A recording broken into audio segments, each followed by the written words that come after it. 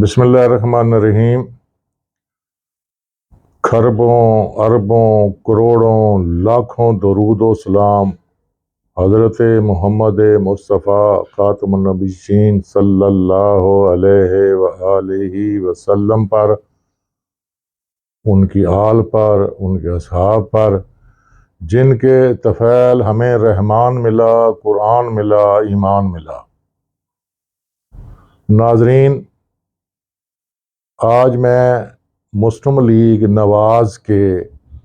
21 اکتوبر کے جلسہ کے بارے میں اظہار خیال کروں گا،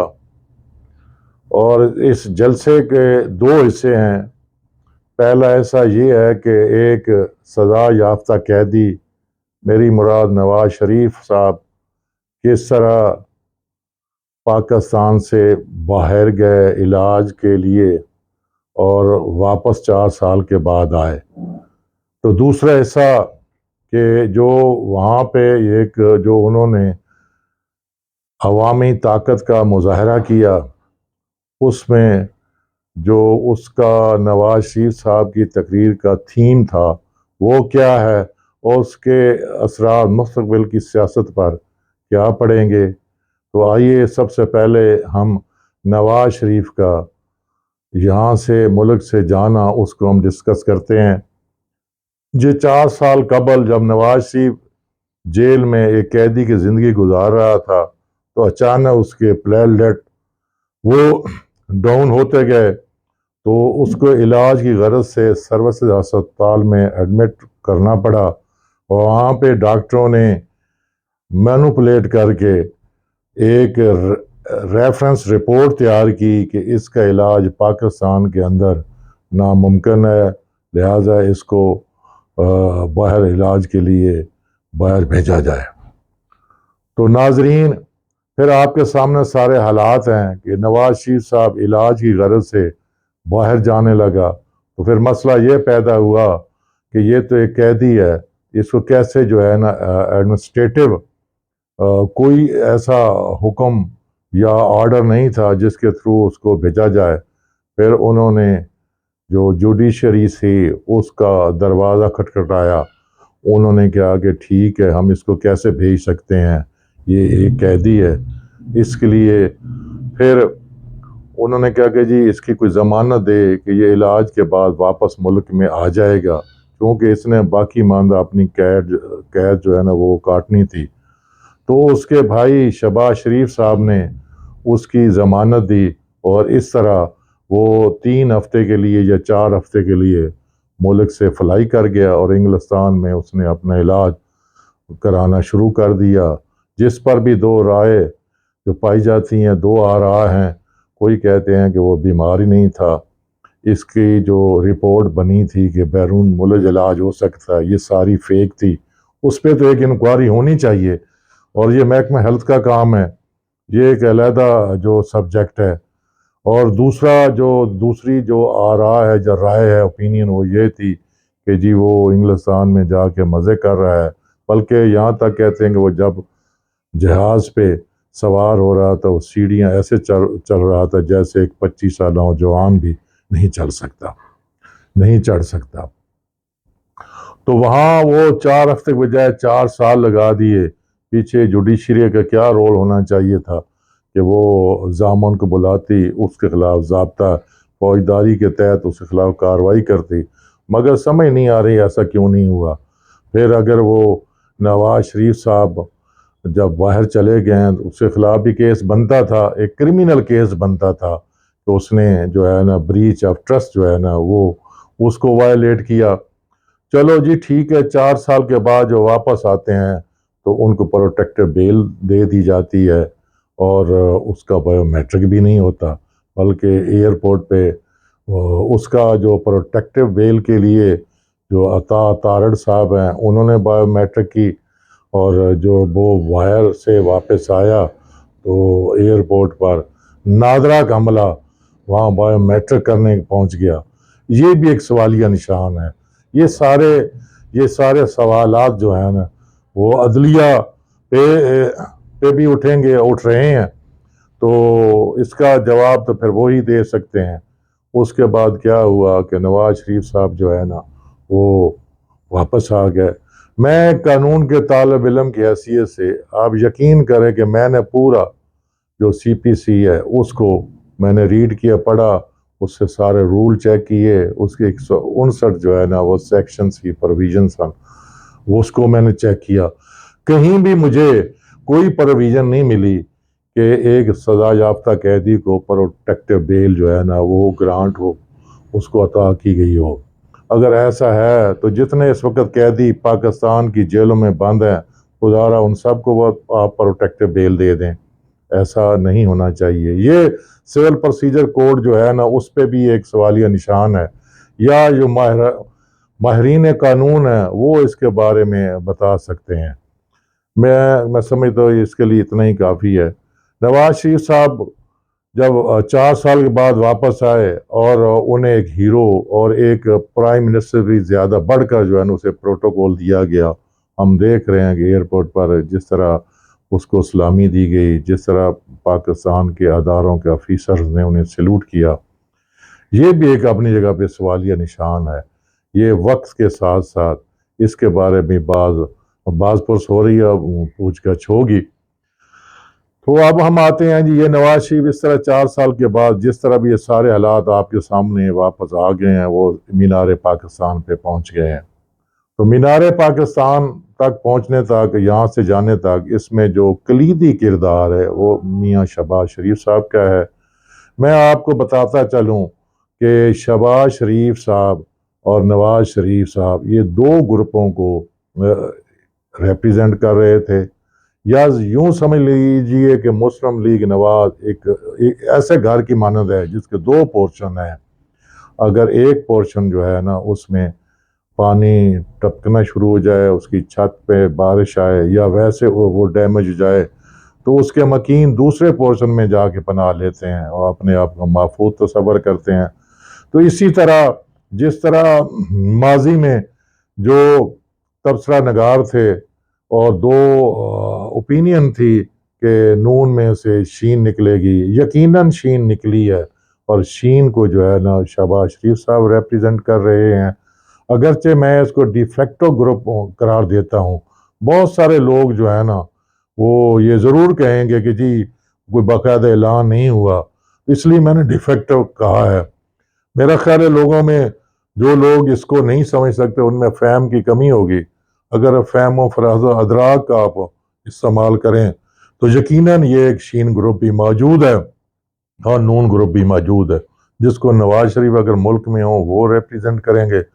جب ملک میں نہیں ہوتے تو مریم نواز اور دیگر لوگ کرتے ہیں۔ اب آ جائیں جی، شہباز شریف نے جو شین گروپ اس طرح بھرا ہے، اس نے بڑی اچھی سیاست کی ہے۔ اس نے ایسے پتے کھیلے ہیں کہ وہ جو اسٹیبلشمنٹ ہے، جو مقتدر قوتیں ہیں، ان کا ایک لیجٹیمیٹ چائلڈ بن گیا، ان کی گود میں چلا گیا، اور اس کے ساتھ ساتھ اس نے 16 ماہ کے تک اقتدار کے مزے بھی لوٹے، اپنی فیملی، اپنے سیاسی کارکنان اور دوسرے لیڈروں کے جو مقدمات ہیں ان کو بھی ختم کروایا، اور 16 مہینے میں ملک کا دیوالیہ بھی نکال دیا۔ ڈالر آسمان پر باتیں کر رہا ہے، مہنگائی اتنی غریب وہاں پس رہی ہے، ہر طرف جو ہے نا ایک دہائی ہے۔ اس کے باوجود وہ اسٹیبلشمنٹ اور نواز شریف کے درمیان بہترین شاندار طریقے سے اس نے اس فاصلے کو منیمائز کیا، بلکہ وہ اتنے بڑے فاصلے کو ختم کر کے 0 پوائنٹ پہ لے آئے ہیں۔ اور پھر نواز شریف کو اس نے اپنے 16 مہینے یا 4 سال کے اپنی سیاست کے ذریعے نواز شریف کو وہ 21 اکتوبر کو شاہراہ اقتدار پر لا کھڑا کیا ہے۔ یہ کریڈٹ بھی شہباز شریف کو جاتا ہے کہ جس طرح انہوں نے اپنے قابلیت، اپنی سیاسی پولیٹیکل صلاحیت کو بروئے کار لاتے ہوئے نواز شریف کو اس طرح اس دلدل سے، جو ایک قیدی کی دلدل سے، جو کرمینل، جو اس کے بارے میں ایک تاثر پایا جاتا تھا مقتدر حلقوں میں، اس کو زائل کیا اور اسے جو ہے نا ایک ایک ایک ایسا جیسے مکھن سے بال نکال دی، اس طرح اس نے نواز شریف کو جو ہے نا عوام کے سامنے لا کھڑا کیا۔ اب ہم آتے ہیں کہ نواز شریف صاحب نے، پہلے میں بتاتا چلوں کہ اس میں کوئی شک نہیں ہے کہ مسلم لیگ نواز 4 سال کے بعد ایک بہت بڑا جو عوامی اجتماع کرنے میں کامیاب ہوئی ہے، اس میں کوئی دوسری رائے نہیں ہے کہ طاقت زبردست انہوں نے طاقت کا مظاہرہ کیا ہے۔ اس کا کریڈٹ میں سمجھتا ہوں کہ ملک صاحب صاحب جو کہ لاہور مسلم لیگ کے صدر ہیں ان کو جاتا ہے، ان کی دن رات ان تک محنت کی وجہ سے اتنا بڑا جو وہ سیاسی قوت کا مظاہرہ کیا گیا ہے، تو یہ بلا شبہ یہ کریڈٹ ان کو جاتا ہے۔ اب ہم آتے ہیں کہ نواز شریف صاحب کا جو تقریر تھا، اس کا تھیم، اس کا فوکس کیا تھا۔ تو ناظرین آپ نے دیکھا کہ نواز شریف صاحب نے اپنے اس کی تقریر میں اس نے بھی اپنے تقریر دو اس کی تقریر کو بلکہ ہم 2 حصوں میں تقسیم کرتے ہیں۔ پہلے حصے میں اس نے اپنی تمام ماضی کی جو اس کے ساتھ زیادتیاں ہیں جو وہ سمجھتا ہے اس کی حکومتیں ڈسمس ہوئی یا اس کو قید و بند کی صعوبتیں برداشت کرنی پڑیں، انہیں قید میں ڈالا گیا اور ان کے خلاف مقدمے بنائے گئے یا ان کو ایگزائل کیا گیا، وہ ساری جو اس وقت جو اس کے خلاف جو کچھ بھی ہوا، ایک چارج شیٹ اس نے پیش کی عوام کے سامنے، مگر افسوس کہ اس چارج شیٹ میں اس نے کسی کو ذمہ دار نہیں ٹھہرایا۔ دبے پاؤں وہ بات بھی کہہ گئے، سمجھنے والے سمجھ جائیں گے، بہت سارے لوگوں کو پتہ چل گیا ہوگا، حالانکہ جب اس کے معاملات ڈیل کی صورت میں طے ہو چکے تھے، پھر اس کو ماضی کی طرف پلٹ کر نہیں دیکھنا چاہیے تھا، لیکن اس نے ماضی میں پلٹ کر اس نے پھر ان کے پہ انگلی اٹھائی ہے کہ دیکھیں آپ لوگ ہی ہیں میرے ساتھ جو ہے زیادتی کرنے والے۔ تو اس کا مطلب یہ ہوا کہ ابھی تک اس کا روانج اس کے دل سے، اس کے ذہن سے نہیں نکلا ہے۔ دوسرا جو نقطہ ہے اس کی تقریر کا، وہ عمران خان پہ ڈائریکٹ تھا۔ ڈیفینیٹلی عمران خان ایک واحد سیاستدان ہے، پی ٹی ایک واحد سیاسی جماعت ہے جو نواز شریف اور مسلم لیگ کا اپوننٹ ہو سکتی اور ہے، تو اس نے عمران خان پر بھی جو پولیٹیکل جو اسالٹ ہوتے ہیں، حملے ہوتے ہیں، وہ کیے ہیں اور کرنے بھی چاہیے، کیونکہ یہ سیاست میں یہ چلتا رہتا ہے کہ سیاستدان جو اپوننٹس ہوتے ہیں اس پہ وہ بالکل تنقید کرتے ہیں، اپنا اپنا انداز ہوتا ہے، کوئی تنقید اس میں اخلاقیات جو ہوتا ہے اس کو وہ چھوڑ دیتا ہے، اس سے کام نہیں لیتا، اور کچھ لوگ ایسے ہوتے ہیں اخلاقیات کے دائر میں رہ کر اپنے مخالفین پر تنقید کرتے ہیں۔ تو اس نے عمران خان کی تسبیح کو آڑے ہاتھوں لیا، اس نے کہا تسبیح تو میرے پاس بھی ہے، میں لوگوں کے سامنے تسبیح جو ہے وہ نہیں پڑھتا، بلکہ میں جب علیحدہ ہوتا ہوں اس وقت پڑھتا ہوں۔ ٹھیک ہے، یہ آپ کا عمل ہے، آپ جس طرح آپ کی یہ ذہنی اختراع ہے آپ دیکھ رہے ہیں، مگر میں سمجھتا ہوں کہ ڈیمو جو ہے نا بہت سارے لوگوں کو یہ ترغیب دلاتی ہے کہ جب آپ کوئی اچھا کام لوگوں کے سامنے کرتے ہیں تو 100 میں سے 1-2 تو پھر اس طرف راغب ہوں گے۔ بہرحال یہ ایک علیحدہ بات ہے۔ دوسرا اس نے ان کی جو سیاست ہے اور اس کو یاد دلایا جا رہا ہے وہ کہ دیکھیں اب میں باہر ہوں، آپ جیل میں ہیں، یہ چیزیں عمران خان بھی یہ پہلے بتا چکا ہے کہ اس طرح ہوگا، میری جماعت توڑی جائے گی، مجھے جیل میں بھیجا جائے گا، میرے لوگوں کو اٹھایا جائے گا اور نواز شریف کو جو امیونٹی ملے گی وہ واپس آئے گا، اس کے اقتدار دلانے کی کوشش کی جائے گی۔ یہ ساری چیزیں جو عمران خان پہلے بتا چکا ہے، اور میرا خیال ہے میجارٹی آف دا پاکستان جو لوگ ہیں وہ ان ساری چیزوں سے آگاہ ہیں۔ تو عمران خان کو اس نے جو ہے اس پہ تنقید کر کے اس کی جماعت پہ، اس کی خواتین پہ، اس کے جلسوں پہ تو انہوں نے کچھ گین کرنے کی کوشش کی ہے، مگر خواتین کے بارے میں جس طرح اس نے اتنی بڑی گیدرنگ کے سامنے رائے قائم کی ہے، اس کا جو ہے نیگیٹو امپیکٹ جائے گا اور جا رہا ہے۔ میں مطلب اتنی گہرائی میں نہیں جانا چاہتا کہ ان کی جماعت کے اندر اس دن بھی کیا ہوتا رہا ہے، خواتین کیا کرتی رہی ہیں، خواتین سب کی جو ہے نا وہ عزت ہوتی ہیں، ہم